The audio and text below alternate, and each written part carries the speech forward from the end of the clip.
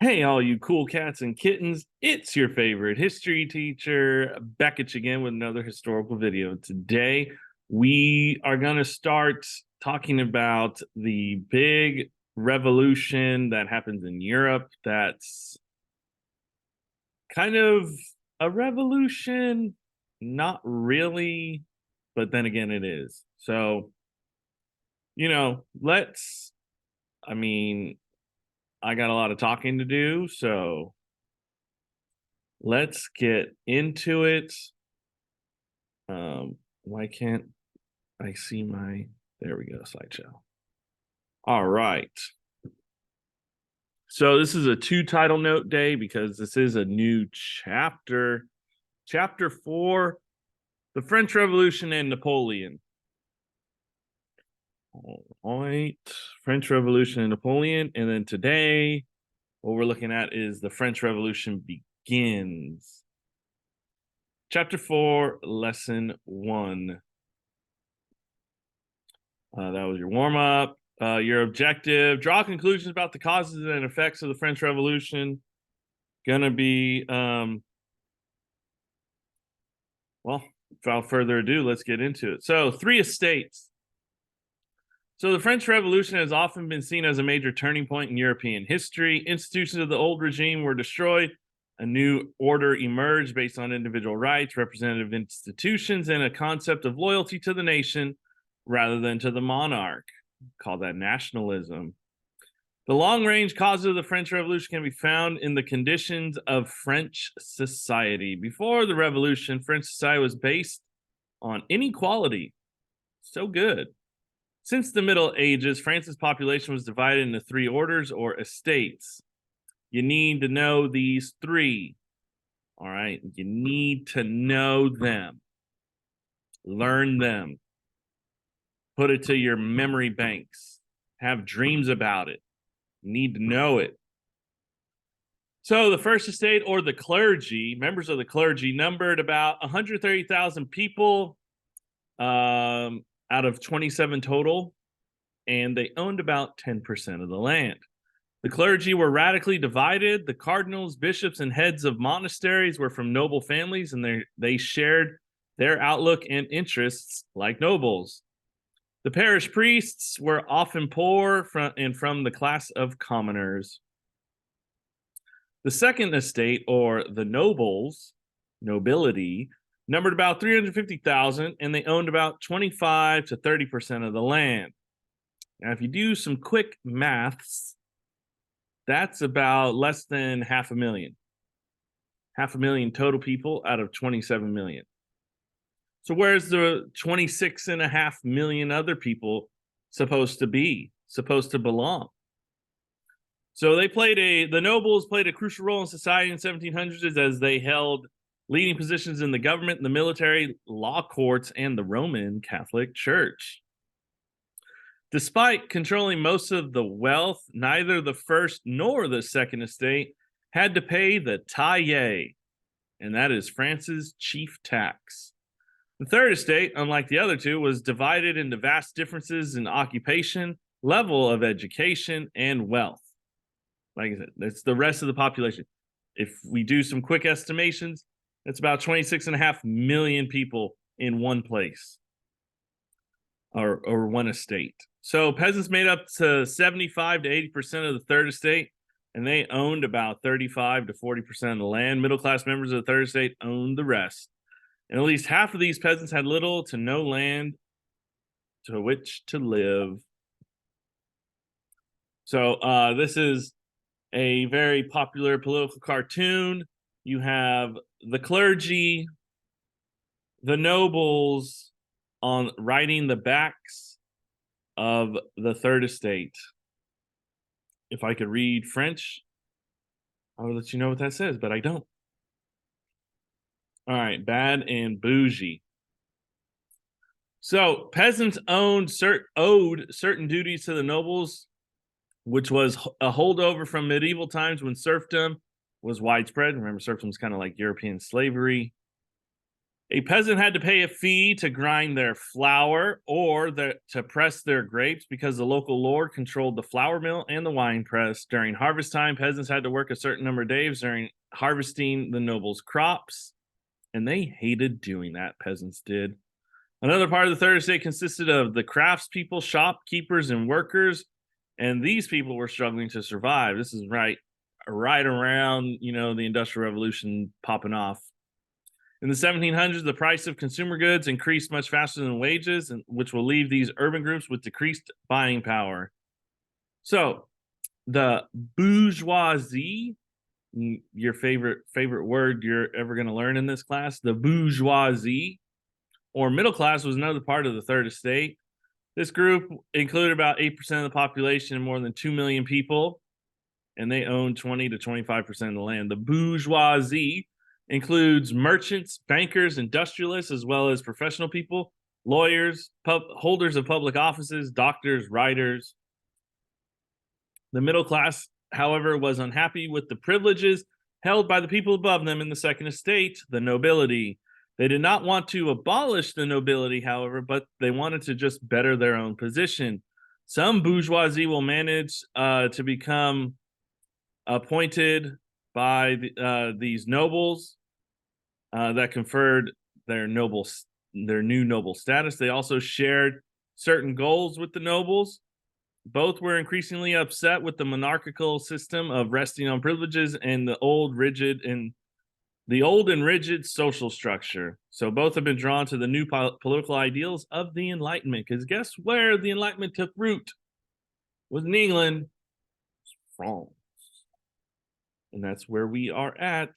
This is the bourgeoisie. I mean, how can you tell? I don't know. Google it. This picture came up. They look bougie. All right, so causes. The increased criticism of the old order of society had been a big part of the 18th century Enlightenment.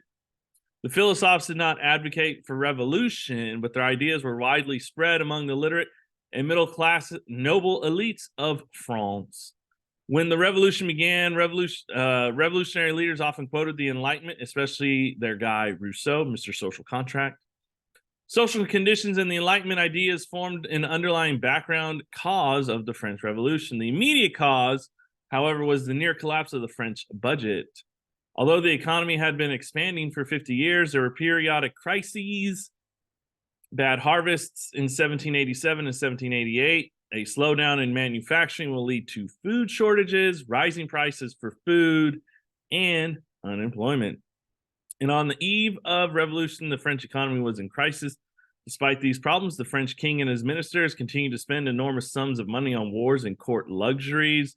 The Queen Marie Antoinette was especially known for her extravagance, and this too caused popular resentment. When the government decided to spend huge sums of money to help the American colonists against Britain, the budget went into total crisis mode.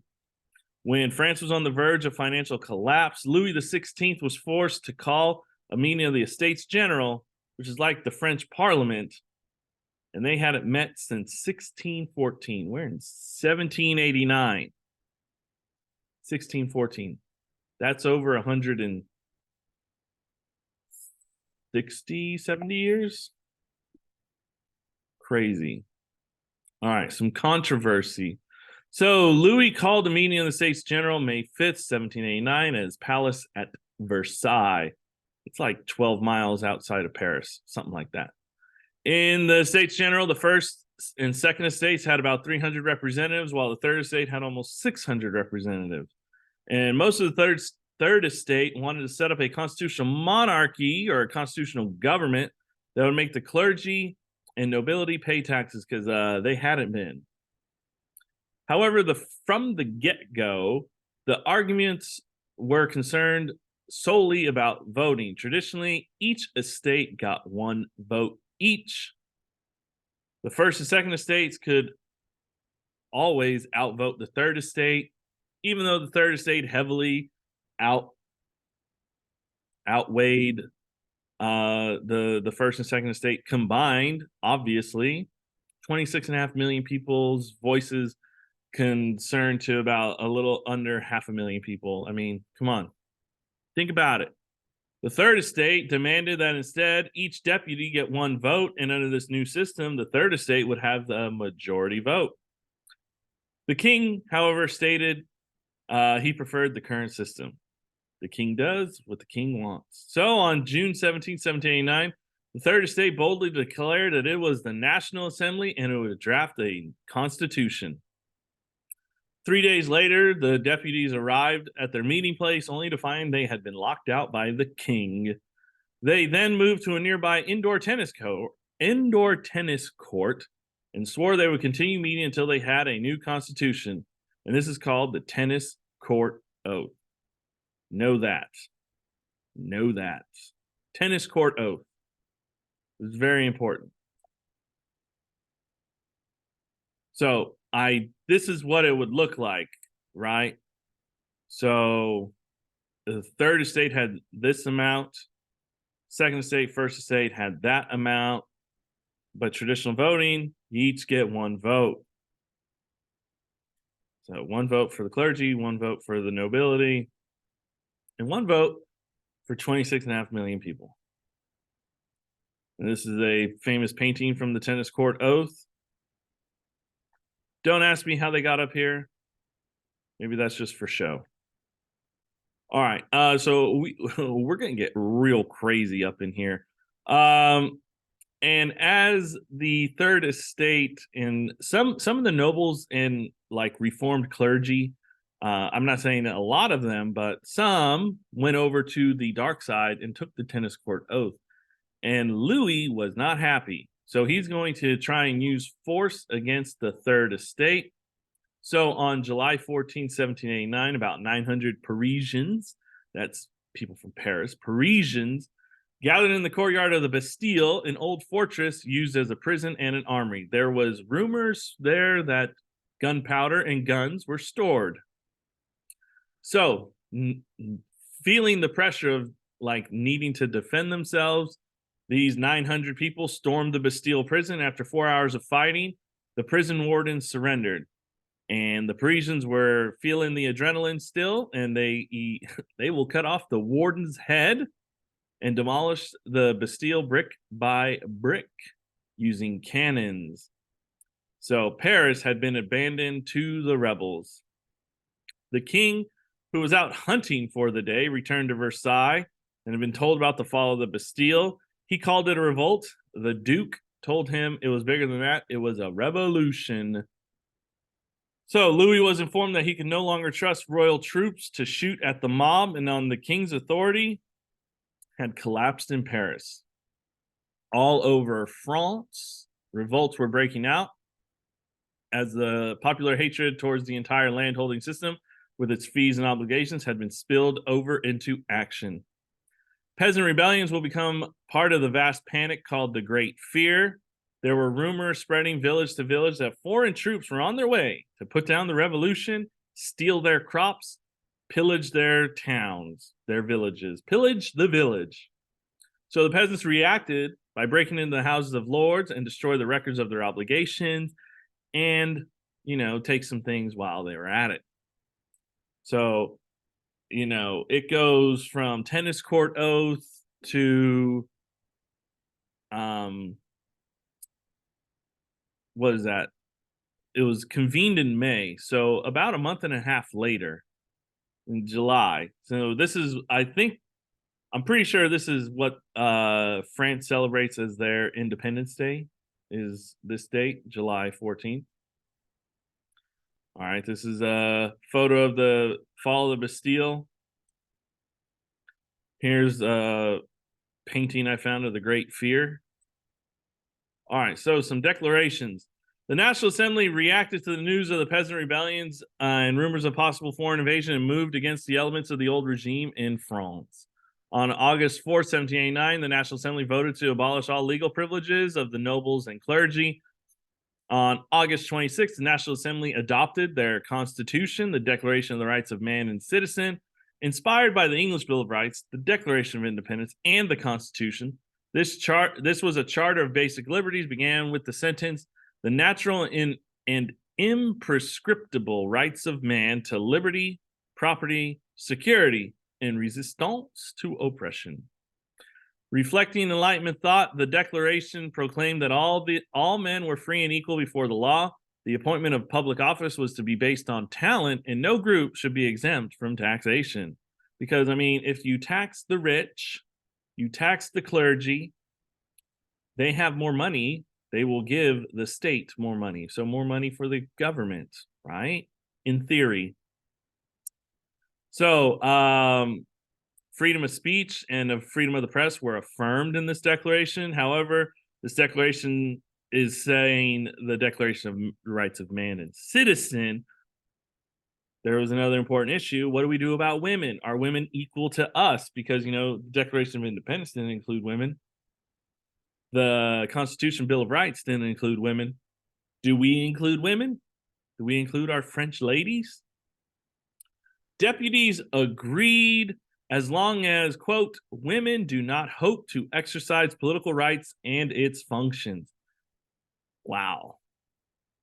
Yeah, we'll give rights to women as long as they don't try and like vote or whatever.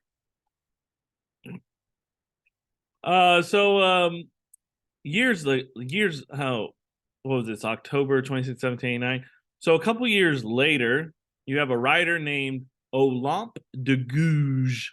Olympe de Gouges, she's a writer. She refused to accept this exclusion of women. So she writes her own declaration called the Declaration of the Rights of Woman and Female Citizen. And it's a hit. So there's the .rom, there's the .ro. That's ODG. All right, motivated. So Louis XVI remained quiet at this time, like he didn't know. He was an incapable leader. And he refused to accept this National Assembly's decree. So October 5th, 1789, thousands of Parisian women armed with broomsticks, pitchforks, pistols, and other weapons marched to Versailles. Some women met with the king, told him their children were starving because of the lack of bread, and these women were forced King Louis to accept their decrees. The crowd insisted that the royal family return to Paris, and the next day they did. As a goodwill gesture, the king gave them wagon loads of flour from the palace storehouses. They were escorted back, and the royal family became virtual prisoners. Under this old regime, the Catholic Church had also been an important pillar of the old order. Revolutionaries believed that it too needed reform.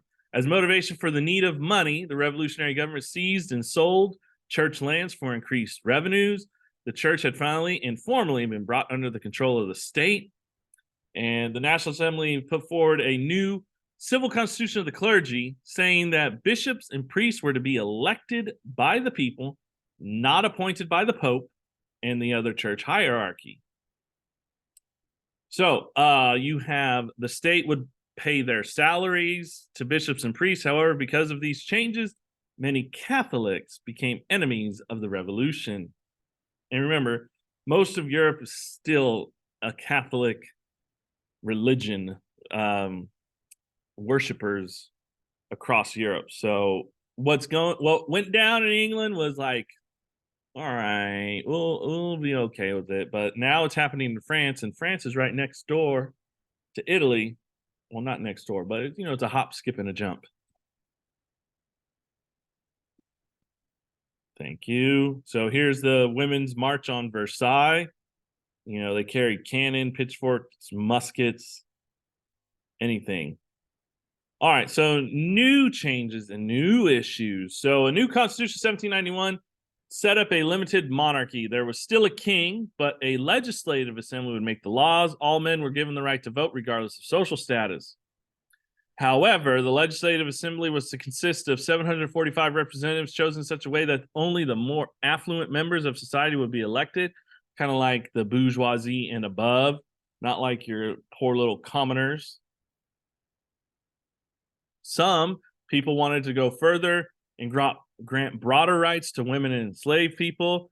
Political radicals wanted even more reform. The king detested this new order and the loss of his absolute power. You too would despise it. So in 1791, the royal family attempted to flee France in disguise, but they were recognized, recaptured, and brought back to Paris. In this unsettled situation, the Legislative Assembly first met October 1791. Over time, some European leaders began to fear that revolution would spread to their countries because, what happened in England, what went down with the king over there getting his head cut off, and the Glorious Revolution happened, and now the king's nowhere near as powerful. And now you get these people in France complaining and, talks of revolting, storming a prison, killing people, taking over lords' lands and, storehouses there of food and grain. The people outnumbered these richer folk of society. So, what's going down in France might happen in our country, and we don't want that. So the kings of Austria and Prussia even threatened to use force against Louis VI to restore Louis XVI back to power. Insulted by this threat and fearful of the attack, the Legislative Assembly said, "Oh, you want the smoke? So we're gonna declare war on Austria, spring of 1792." However, the first couple of battles did not do well for the French, and there's going to be a frantic search for scapegoats to begin.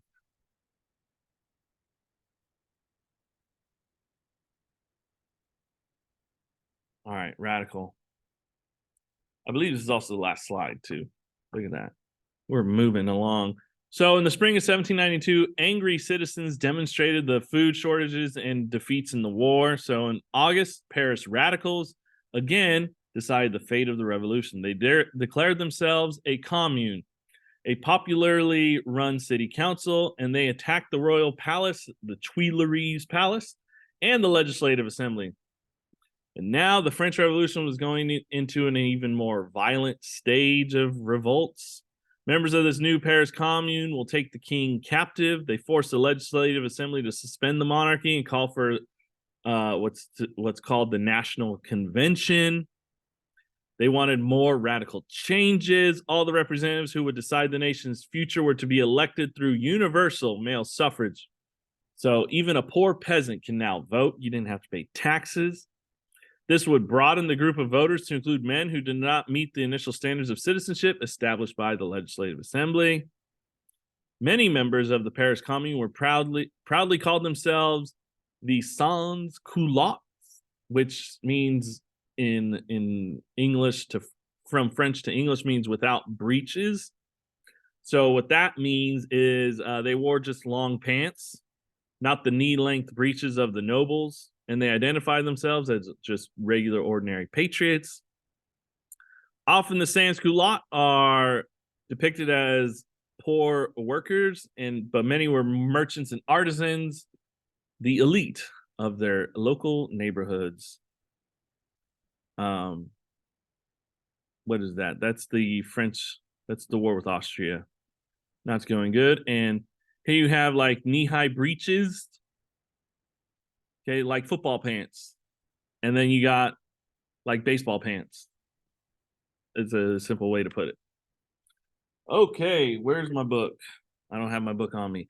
I believe that's going to conclude this lecture. Talking